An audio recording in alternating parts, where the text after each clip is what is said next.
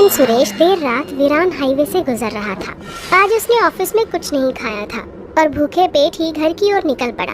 कुछ घंटे गाड़ी चलाने के बाद उसे जोर की भूख लगने लगी। कुछ और दूर चलने के बाद अब सुरेश की हालत और ज्यादा खराब होने लगी। बहुत तेज भूख के कारण अब तो उसकी आंखें सिर्फ खाना ही तलाश रही थी। अब तो उसे गाड़ी चलाने के लिए ध्यान लगाने में भी मुश्किल होने लगी। फिर उसने गूगल मैप खोला और होटल ढाबा सब खोज लिया, मगर 15 किलोमीटर से पहले कुछ भी नहीं था। तब उसने फिर से हिम्मत बांधी और गाड़ी को फुल स्पीड में चलाने लगा। कुछ देर बाद कहीं जाकर उसे एक ढाबा दिखाई दिया। ढाबा देखते ही उसकी जान में जान आई। ढाबे पर पहुंचते ही ढाबे का मालिक बोला, आइए आइए साहब, बताइए क्या खाएंगे? मटर पनीर, छोले भटूरे, दाल चावल, पूड़ी कचौड़ी या मस्त लस्सी लेकर आऊं? चाचा जी बस खाना दे दो, जो सबसे अच्छा बना हो। और फिर ढाबा मालिक ने नौकर को खाना परोसने को भेजा। नौकर खाना लेकर गया, सुरेश के सामने खाना रखा और वापस जाने लगा कि तभी सुरेश ने उसे आवाज दी, अरे सुनो वेटर, पानी भी दे जाना यार। नौकर बिना पीछे मुड़े गर्दन पूरी उल्टी घुमाकर कहता है, ठीक है साहब। ये देखते ही सुरेश के तो होश उड़ गए। अब उसने ढाबे पर नजर घुमाई। ढाबा पूरा खाली, महज मालिक और नौकर है वहाँ। टेबल एकदम गंदी, कमरे में भी मकड़ियों के जालों ने कब्जा कर रखा था। सुरेश बहुत डर गया। ये सब ढाबा मालिक देख रहा था। उसने तुरंत सुरेश को समझाया, देखो बेटा, डरो नहीं, ये ढाबा भूतिया नहीं है। ये तो बस रामू है ना, हर बार का यही नाटक होता है इसका। असल में ये योगा बहुत ज़्यादा करता है, तो इसकी गर्दन लचीली है। और देखो, आज फिर तुम्हें डरा दिया। इसको निकाल भी नहीं सकते ना, यहाँ वीरान जंगल में कोई आता भी नहीं काम करने। बाकी ये टेबल गंदा है, क्योंकि लोग यहाँ ज़्यादा आ नहीं रहे हैं। हालांकि लोग कहते ज़रूर हैं कि इस रास्ते पर होटल और ढाबा बहुत चलता है, मगर असल में लोग यहाँ आते ही नहीं। गाड़ियाँ धूल उड़ाते हुए निकल जाती है। ढाबा मालिक की ये बात सुनने के बाद अब जाकर सुरेश की जान में जान आई और वो बिना कुछ बोले खाने पर टूट पड़ा। एक के बाद एक उसने 5 रोटी, दाल चावल, छोले, पनीर और फिर लस्सी सब चट कर दिया। खाना खाते ही सुरेश को नींद आने लगी। इतने में ढाबा मालिक खुद ही बोल उठा, अरे साहब, अभी रुक जाओ, सुबह जाना। रात में इस रास्ते से जाना ठीक नहीं है। ऐसा क्यों? आगे क्या लुटेरे हैं? क्या ये रास्ता सेफ नहीं है? नहीं साहब, आगे उससे भी ज़्यादा खतरा है। मैंने कहा था ना कि इस रास्ते पर लोग कम आते हैं। वो इसलिए कम आते हैं क्योंकि ये रास्ता भूतिया है।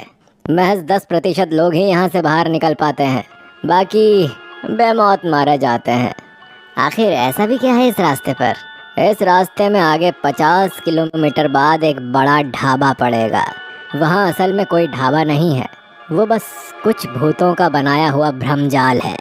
कहते हैं कि बहुत पहले वहाँ एक ढाबा हुआ करता था।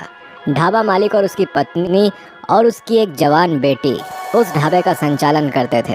तभी एक दिन रात में करीब 2 बजे कुछ लड़के वहाँ आए और उन्होंने खाना मंगाया। जब परोसने पर लड़की आई तो सारे लड़कों की नीयत बिगड़ गई। उन्होंने लड़की के माता पिता को बंधक बना लिया और उस लड़की से बदतमीजी की कोशिश की, मगर लड़की ने टेबल पर रखे चाकू से आत्महत्या कर ली।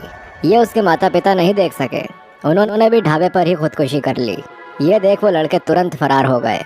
पुलिस को भी कोई सुराग नहीं मिला, तो आत्महत्या बताकर केस बंद कर दिया गया।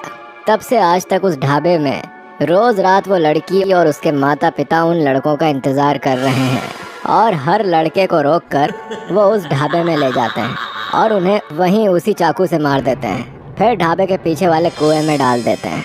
सुरेश को ये सुनते सुनते नींद आ गई। वो टेबल पर ही सो गया। फिर ढाबा मालिक ने एक शॉल निकालकर उसके ऊपर डाला और खुद वहीं बगल में आकर सो गया। सुरेश सीधा सुबह ही उठा, ताज़ा हुआ और नाश्ता किया और अपनी राह पर चल दिया। जाते जाते वो सोच रहा था, मुझे अचानक नींद कैसे आ गई? मैं तो उस ढाबे के मालिक की बात सुन रहा था। इतनी बोरियत तो नहीं थी, कहीं कुछ गड़बड़ है शायद। क्या पता खाने में कुछ मिलाया गया हो। फिर आगे जाकर देखा तो ढाबे तो सच में वीरान पड़े हैं। फिर एक रेलवे क्रॉसिंग आई। एक मालगाड़ी कोयला लेकर जा रही थी, तो क्रॉसिंग बंद थी। सुरेश ने देखा कि वहाँ ट्रैक्टर और ट्रक के पहियों के निशान सड़क के बाहर क्रॉसिंग के अगल बगल थे। ऐसा लग रहा था कि यहाँ रोज ट्रैक्टर और ट्रक बाहर आकर खड़े रहते हों और वहाँ की जमीन एकदम काली थी। उसे लगा कि जैसे कोयला यहीं से लादा और उतारा जाता हो। अब उसके दिमाग में सवालों का तूफान आ रहा था और उसका दिमाग भी आखिरकार पत्रकार वाला था। उसने इसका सच जानने की ठान ली। फिर अगली रात वो उसी रास्ते से वापस आने लगा। वापसी में जब उसी तरह का एक ढाबा उस तरफ था जो क्रॉसिंग के लगभग 40-45 किलोमीटर दूर था, सुरेश वहां गया और बिना कुछ खाए पिए महज रास्ता पूछकर निकलने लगा। तो ढाबे के मालिक ने भी वही कहानी सुनाई और सुरेश को रोकने की कोशिश की। बेटा, बड़ों की बात मानो, ये रास्ता दिन में जाने के लायक नहीं है। आगे कुछ भूतिया ढाबे हैं जो ज़बरदस्ती तुम्हें खींच ले जाएंगे और फिर कभी वापस नहीं आओगे तुम। चाचा जी, मैं नहीं रोक सकता। मेरी माँ की तबीयत ठीक नहीं है और माँ के लिए तो मैं सबको भूत बना सकता हूँ और ज़रूरत पड़ने पर भूत से लड़ भी सकता हूँ। इतना कहकर सुरेश अपनी कार से आगे निकल गया। महज 10 किलोमीटर ही चला होगा कि रास्ते में खून के निशान मिलने लगे, जिसमें एक पैर आगे की तरफ जाता है और एक उल्टा था। ये देखकर सुरेश जरा सहम गया और फिर गाड़ी की गति और बढ़ा दी। कुछ दूर बाद निशान खत्म हुआ, मगर यहाँ से खंबे पर लगी बत्तियां जलने बुझने लगी और फिर बुझ ही गई। अब गाड़ी की गति और धीमी करनी पड़ी। अचानक अंधेरे में उसके सामने बैरिकेड आ गया, जिसपे खून से लिखा था, आगे सड़क पर काम चल रहा है, कृपया यहाँ से मार्ग बदलें। और थोड़ी आगे कुछ अजीब से दिखने वाले लोग हवा में उड़ रहे थे। उनके हाथों में हल और सड़क बनाने में इस्तेमाल होने वाले औजार थे। ये देखकर तो सुरेश को लगा कि शायद उसे ढाबा मालिक की बात मान लेनी चाहिए थी। उसने तुरंत गाड़ी रिवर्स की, मगर अब उसे ऐसा लग रहा था कि किसी ने उसकी गाड़ी को पीछे से पकड़ लिया हो। उसने और तेजी से चलाना शुरू किया। 1-2 किलोमीटर बाद उसने एक ढाबा देखा बगल में। काफी चहल पहल थी वहाँ, बहुत सारे लोग थे। ऐसा लग नहीं रहा था कि ये ढाबा भूतिया होगा। वो वहाँ ढाबे में गया और उसके जाते ही तुरंत ही दरवाजा अपने आप बंद हो गया और फिर बत्ती गई। किसी ने फोन टॉर्च ऑन किया और फिर सुरेश ने जो देखा वो हैरान करने वाला था।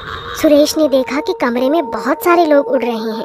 उसके केंद्र में एक लड़की और उसके माता पिता हैं और आसपास कुछ लड़के हैं जिनको वो लड़की चाकू मार रही है। मगर ये देखकर न जाने सुरेश डरा क्यों नहीं। उसने मोबाइल में सब रिकॉर्ड करना चाहा, मगर पीछे से उसके सिर में किसी ने तेजी से मार दिया। वो बेहोश होने लगा, मगर उससे पहले उसने मोबाइल में एक बटन दबा दिया और फिर बेहोश हो गया। आधे घंटे के अंदर वहाँ पुलिस की बड़ी बड़ी गाड़ियाँ आ गई। उन्होंने तुरंत सुरेश को उठाया और एम्बुलेंस से हॉस्पिटल में भेज दिया और वहाँ अपने टॉर्च लाइट से लोगों की खोज करने लगी। ऊपर लोग अब भी उड़ रहे थे और उनमें टॉर्च की रोशनी आर पार हो रही थी। इतनी देर में किसी पुलिस वाले को कमरे का लाइट बटन मिल गया। उसने तुरंत बत्तियां जला दी। सारे भूत गायब। कमरे के मध्य एक 3D प्रोजेक्टर पड़ा था। पुलिस ऑफिसर ने तुरंत सब सील कर लिया और कमरे में खोजबीन करने पर ढाबा मालिक और उसके नौकर पकड़े गए। उनके पास से कुछ शमशान से लाए हुए कंकाल और खोपड़ियां भी बरामद हुई। पुलिस ने सभी को गिरफ्तार कर लिया। अगले दिन सुबह अस्पताल में सुरेश को मीडिया वालों के कैमरे ने घेर रखा था। एक ने सवाल किया, सर, आपको कैसे पता चला कि ये स्कैम चल रहा है? आपने कैसे इसका पर्दाफाश किया? जब मैंने उस दिन वो मालगाड़ी देखी थी तो तभी मुझे समझ में आ गया था। फिर मैंने अपने मित्र रमेश से बोला, वो पुलिस में बड़ा ऑफिसर है। तब हमने मिलकर एक योजना बनाई जिसमें एक तरफ से वो अपनी टीम लेकर आ रहा था और दूसरी तरफ से मैं अपने मोबाइल का लोकेशन ऑन किए हुए था। मैं जहाँ जहाँ जा रहा था सब कंट्रोल रूम से मॉनिटर किया जा रहा था। उधर से कोयला चोरी करते हुए ये लोग रंगे हाथ पकड़े गए हैं और ये लोग इतने चालाक हैं कि लोगों को पहले ही खाने में नींद की दवाई दे देते हैं और अगर कोई आगे चला जाए तो उस ढाबे पर प्रोजेक्टर लगाकर लोगों को डराते थे, जिससे कोई बच नहीं पाता था। सुरेश की इस बहादुरी के लिए सरकार उसे 1 लाख का इनाम देती है।